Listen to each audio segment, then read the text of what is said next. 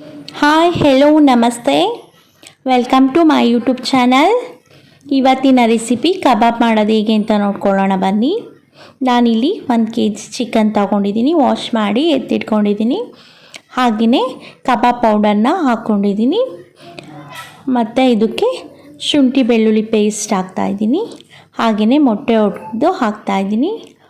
ಹಾಗೆಯೇ ಸ್ವಲ್ಪ ಕರಿಬೇವನ್ನ ಕಟ್ ಮಾಡಿಬಿಟ್ಟು ಅದಕ್ಕೆ ಹಾಕ್ತಾಯಿದ್ದೀನಿ. ಮತ್ತು ನಿಂಬೆಹಣ್ಣು ತೊಗೊಂಡಿದ್ದೀನಿ, ಅದನ್ನು ಅಷ್ಟೇ ಅದ್ರ ರಸನ ಹಾಕ್ಕೊಳ್ತಾ ಇದ್ದೀನಿ. ಇದಂತೂ ತುಂಬಾ ಬೇಗ ಆಗುತ್ತೆ.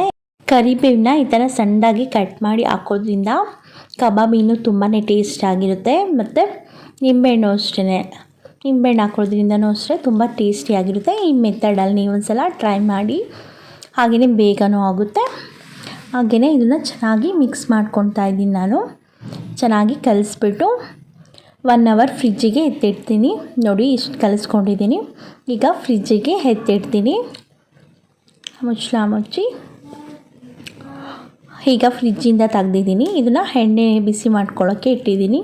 ಇದು ಬಿಸಿ ಆದಮೇಲೆ ಇಟ್ಟಿರೋ ಅಂಥ ಚಿಕನ್ನ ಹಾಕ್ಕೊತಾ ಇದ್ದೀನಿ. ಟೇಸ್ಟ್ ಅಂತೂ ತುಂಬಾ ಚೆನ್ನಾಗಿರುತ್ತೆ. ಈ ಮೆಥಡಲ್ಲಿ ನೀವು ಒಂದು ಸಲ ಟ್ರೈ ಮಾಡಿ, ಹೇಗೆ ಬಂತು ಅಂತ ನನಗೆ ಕಮೆಂಟ್ಸ್ ಮಾಡಿ. ಹಾಗೆ ಎಲ್ಲದನ್ನೂ ಒಂದೊಂದೇ ಹಾಕ್ಕೊತಾ ಇದ್ದೀನಿ. ಕಡಿಮೆ ಉರಿಲಿ ಬೇಯಿಸ್ತಾ ಇದ್ದೀನಿ.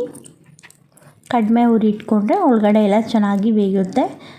ಜಾಸ್ತಿ ಉರಿ ಆದರೆ ಮೇಲೆಲ್ಲ ಸೀದೋಗಿ ಒಳಗಡೆ ಎಲ್ಲ ಬೆಂದಿರಲ್ಲ. ಅದಕ್ಕೋಸ್ಕರ ಕಡಿಮೆ ಉರಿಲಿ ಇಟ್ಕೊಂಡು ಚೆನ್ನಾಗಿ ಬೇಯಿಸ್ಕೊಳ್ಳೋಣ. ಮಧ್ಯ ಮಧ್ಯ ಸ್ವಲ್ಪ ತಿರುಕೊಳ್ತಾ ಇದ್ದೀನಿ.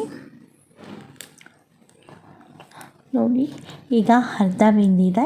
ಇನ್ನೂ ಸ್ವಲ್ಪ ಚೆನ್ನಾಗಿ ಬೇಯಿಸ್ಕೊಳ್ಬೇಕು. ಗರಿ ಗರಿಯಾಗಿ ಕ್ರಿಸ್ಪಿಯಾಗಿ ಬರೋ ಥರ ಬೇಯಿಸ್ಕೊಳ್ಳೋಣ. ನೋಡಿ ಈಗ ಚೆನ್ನಾಗಿ ಬೇಯ್ತಾ ಇದೆ. ಇನ್ನೊಂದು ಸ್ವಲ್ಪ ಹೊತ್ತು ಹಾಗೆಯೇ ಫ್ರೈ ಮಾಡ್ಕೊಳ್ಳೋಣ. ಈಗ ಚೆನ್ನಾಗಿ ಬೆಂದಿದೆ. ಈಗ ಅದನ್ನು ಎತ್ತಿಟ್ಕೊಳ್ತಾ ಇದ್ದೀನಿ. ಹಾಗೆಯೇ ಉಳಿದಿರೋ ಎಣ್ಣೆಗೆ ಮತ್ತೆ ಬೇಯೋಕ್ಕೆ ಹಾಕ್ತಾಯಿದ್ದೀನಿ. ಅದೇ ರೀತಿ ಎಲ್ಲದನ್ನೂ ಬೇಯಿಸ್ಕೊಂಡ್ರೆ ಕಬಾಬ್ ಅಂತೂ ರೆಡಿಯಾಗಿದೆ. ಇದಂತೂ ಮಾಡೋದು ಈಸಿ, ಟೇಸ್ಟು ಅಷ್ಟೇ ತುಂಬಾ ಚೆನ್ನಾಗಿರುತ್ತೆ. ಹಾಗೆಯೇ ಯಾರೆಲ್ಲ ಈ ವಿಡಿಯೋ ನೋಡ್ತಾ ಇದ್ದೀರೋ ನಮ್ಮ ಚಾನಲ್ನ ಸಬ್ಸ್ಕ್ರೈಬ್ ಮಾಡಿ, ಲೈಕ್ ಮಾಡಿ. ಹಾಗೆಯೇ ಹೊಸದಾಗಿ ಯೂಟ್ಯೂಬ್ ಚಾನಲ್ ಕ್ರಿಯೇಟ್ ಮಾಡಿದ್ದೀನಿ, ಸಪೋರ್ಟ್ ಮಾಡಿ. Thank you so much.